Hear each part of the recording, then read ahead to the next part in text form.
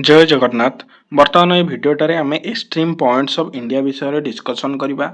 Fast of all आमर India northern और southern जो पॉइंटा रही सेटा आम देखा। इंडिया नॉर्दर्न पॉइंटा हूँ 35 डिग्री 39 मिनिट नॉर्थ आ सदर्न पॉइंट जदि मेनलैंड इंडिया देखा देन 8.8 डिग्री 4 मिनिट नॉर्थ। बट जदि आम इंडिया ओभरऑल भाव में तार सदर्न मोस्ट पॉइंट देखा देन सेटा 6 डिग्री 45 मिनिट नॉर्थ हम।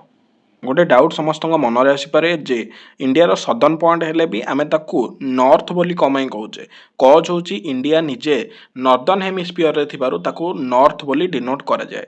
सिमिलरली दीपट साइड रे एटा हूँ वेस्टर्न पॉइंट एटा हूँ ईस्टर्न पॉइंट से आम ई लेखिकी ईस्ट भाव में डिनोट करुचे कज हूँ इंडिया हूँ ईस्टर्न मोस्ट पार्ट रे आमर रही। जदि अर्थ को डिवाइड कर चार्टा सेक्शन ने ईस्ट वेस्ट नॉर्थ साउथ भाव में तो इंडिया नॉर्थ रे रही आउ ईस्ट रे मध्य रही। ठीक से भाई जदि आम ईस्टर्न मोस्ट पॉइंट देखा तो 97 डिग्री 24 मिनिट ईस्ट आ वेस्टर्न मोस्ट पॉइंट हूँ 68 डिग्री 7 मिनिट ईस्ट। सब गुड़ाक नोट करेंगे प्लीज बिकज युवाक डायरेक्टली वन डे एग्जामिनेशन में आसी जाऊँगी।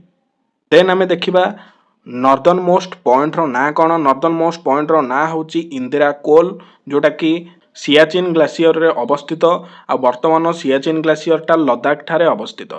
देन आमर सदर्न मोस्ट पॉइंट जोटा कि मेनलैंड इंडिया कहले मेनलैंड इंडिया हूँ केप कमोरिन बा कन्याकुमारी जोटा कि आमर तमिलनाडु राज्य में अवस्थित। जदि ओभरऑल इंडिया कहे देन सेटा इंदिरा पॉइंट जोटा कि ग्रेट निकोबर ठारे अवस्थित।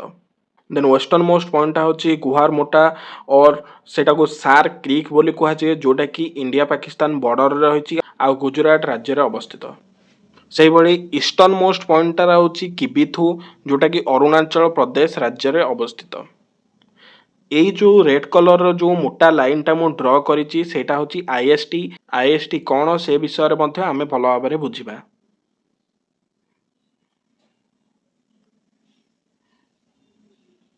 आईएसटी माने हूँ Indian standard time 82.5 degree eastern भाव में डिनोट करा जाए जोटा कि इंग्लैंड मध्य देई बा यूके मध्य देई जाइथिबा ग्रीनविच लाइन ठारू 5 घंटा 30 मिनिट आहेड बा आगुआ रही है। एटा भी इंपोर्टेंट पॉइंट केते टाइम आहेड आमर आईएसटी बा इंडियन स्टैंडर्ड टाइम रही है। IST passes through 5 Indian state important केतेटा इंडियन स्टेट देकी आईएसटी टा पास करुची 5टा इंडियन स्टेट देकी कौन कौन रही उत्तर प्रदेश मध्य प्रदेश छत्तीसगढ़ ओडिशा और आंध्र प्रदेश। तो ताकू निमोनिक्स भाव में मन रखापी मुझे गोटे सर्ट ट्रिक करी जमीक नाचो उत्तर प्रदेश न लेखिकी एन जगह एम लिखा माचो उत्तर प्रदेश। माचोर एम रु हूँ मध्य प्रदेश ए रु हूँ आंध्र प्रदेश सीएच रु हूँ छत्तीसगढ़ ओ रु हूँ ओडिशा उत्तर प्रदेश इटसेल्फ। जो मैंने चाहिए निमोनिक्स माध्यम मन रखिपारे अदरवाइज क्रोनोलॉजिकल वे रे मुझे आई आउ भी लिखी सेटा मन रखा better. It's totally depends upon you in which way you will remember it. Thanks for watching. जय हिंद जय भारत।